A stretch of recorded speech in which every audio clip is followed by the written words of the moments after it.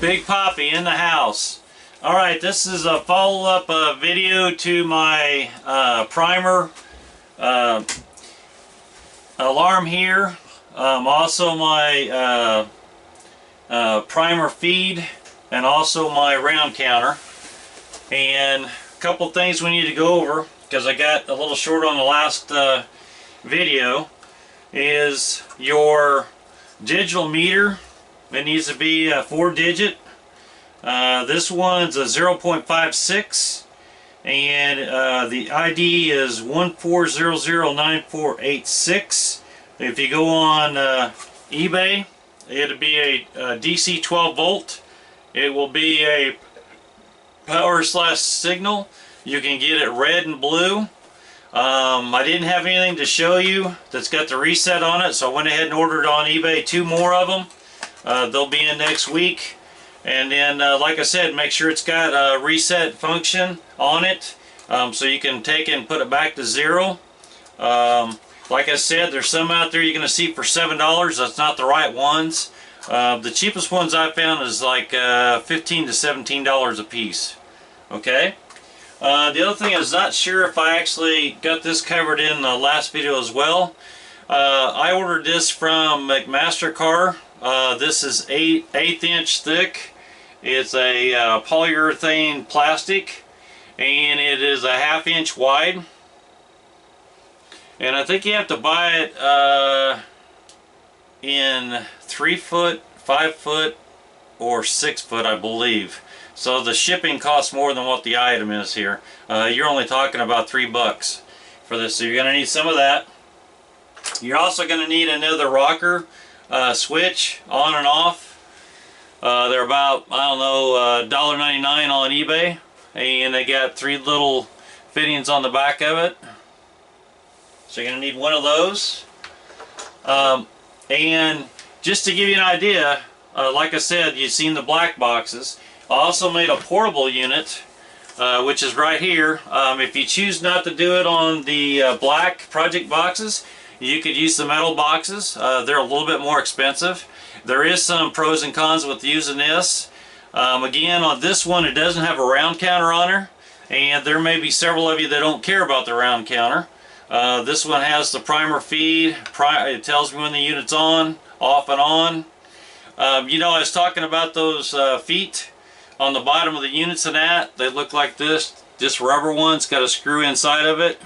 And that keeps for when you're putting it on the countertop or tables or your bench, it doesn't scratch nothing up. On the back of it, it's got the power button where you hook it in with your 12 volt system. Got a fuse back here. You know, I talked about the hose wrap. It basically just keeps all your wires stranded together. And on this particular one, this is mobile. I use it for some of the rifle rounds. You can take the top box off, the cover. And there's the inside of the unit. So we've got some computer software modules in here. You're also going to need a white block. They come in about 3 inches, 4 inch, where you put wires in it. So you're going to need one of those white blocks there. And I think they're, like I said, less than $1. So that's what part of it looks like. There has been some revisions made in the black box after this one was made, but that's generally giving you an idea. These boxes take about 6 hours to build. It's not something that you can do in an hour. Now, some of you are maybe a lot better soldering than myself, and you might be able to cut that time down some. But that's just something to keep in mind if you choose to go ahead and build these units. And again, some of you may only want the primer alarm and not all the other stuff.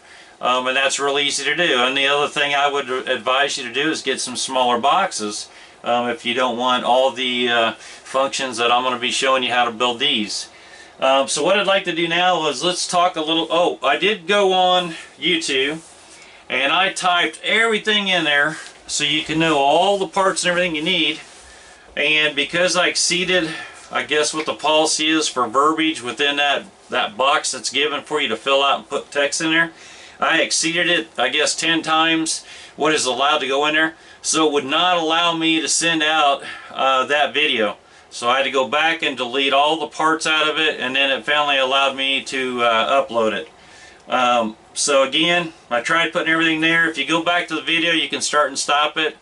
And then, like I said, when we start getting in to the meat and potatoes and actually starting to build these boxes, I'll cover that again. It's just unfortunate. If you go back to the first video, I mean, it pretty well covers, tells you the part number, the volume, where you can buy it, how much it is, and those kind of things.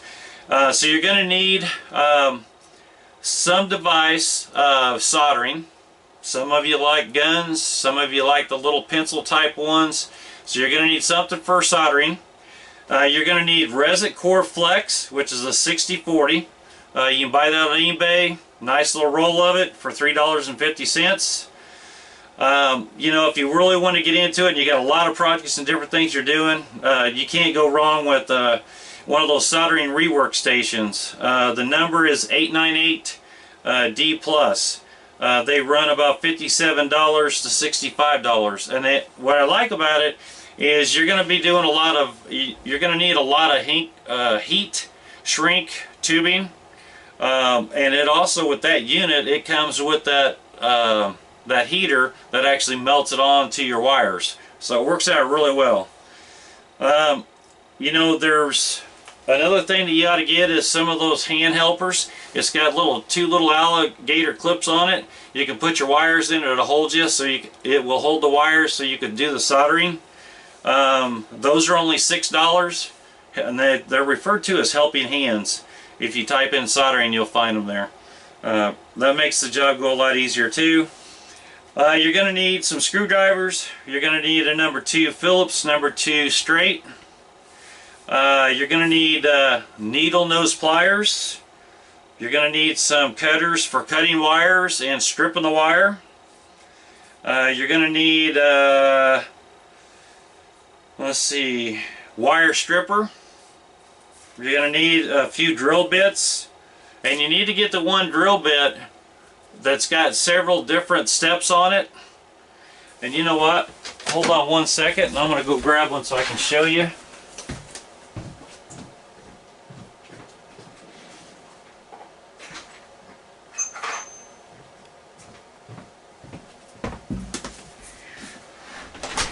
If you buy one of these, it will make it a lot easier for doing your project. And it, like I said, it starts small down here, and when they're finished on some of the holes that we're going to drill in the project boxes, you're going to need every bit of this drill bit, all the way up to 7/8. I found some of these are real expensive, 40 bucks a piece, but there is some out there for like $6. Know what kind of quality they are or how long they will last, but if you're only going to do this project, you know, you may choose to go ahead and buy the better one. Totally up to you. Alright. See, a drill would be helpful. Cordless drill, electric drill, doesn't matter. Like I said, a regular set of drill bits. It's going to be a lot of small drill bits. Nut driver, like screwdrivers, that would be handy. You're going to need some glue. I would recommend going with, I think it's a 404 made by Loctite. You're going to need some wire ties, some of the real skinny ones and some of the bigger ones. You can buy those really cheap on eBay. You're going to need a utility knife. You're going to need some masking tape. Now, when I say masking tape, let me tell you what works the best. You got the regular yellow masking tape. Don't buy that. It's too sticky and you can't do a whole lot with it. When you try to remove it, it's a pain in the butt.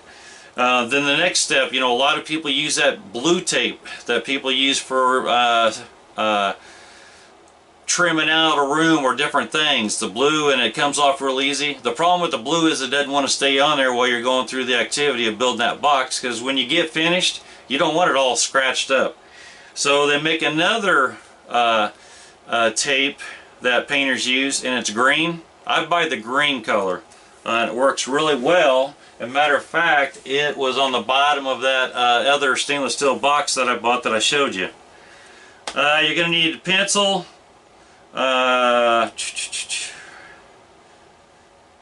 You're going to need a rotary tool.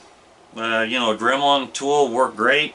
And then you need the bit with the little cutting wheels or little discs on it, so you can cut it open to put the counter in to the project box. And some people, you can buy a circuit board holder if you want. I'm going to show you how to, I have one, but I just put it in the helping hands and do all my soldering with it. Okay, see if there's anything that I have forgotten. Okay, so like I said, it takes about 6 hours to build. What we'll do is we'll break it down into a few different videos. I think my camera actually goes up before it goes dead is 30 minutes. So they won't be longer than 30 minutes at a time. Like I stressed before, make sure that this sensor is 5/16. And I would be looking on eBay if you're serious about building this, and make sure you find them, and make sure that when you go down into the verbiage is make sure it still says 5/16. Okay, critical to be exactly this. This is the meat and potatoes. Okay, second thing is you're going to need to make sure you get this one channel. Remember, I gave you the part numbers on it. There's different ones out there, so make sure you're getting the one that I gave you the numbers on the last video. Let's see. I want to stress about the sensor. Make sure the last two letters are BY for that. You are going to need, you can either use a piece of polyurethane that's got an angle on it. You can use aluminum at an angle. But you are going to need a L shape on the left side of the press to mount the sensor. And matter of fact, why don't I just give you a quick shot of this stuff again.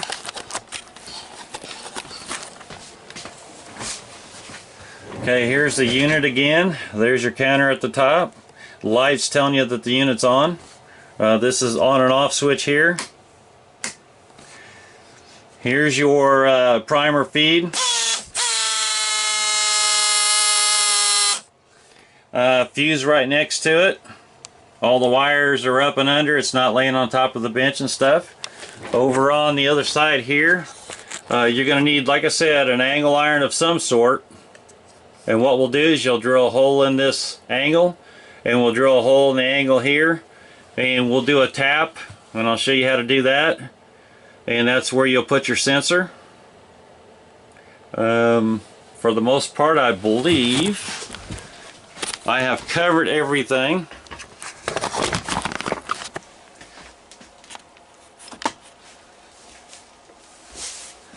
As always, if you like my channel, please subscribe, support the sport, and good shooting. Thank you.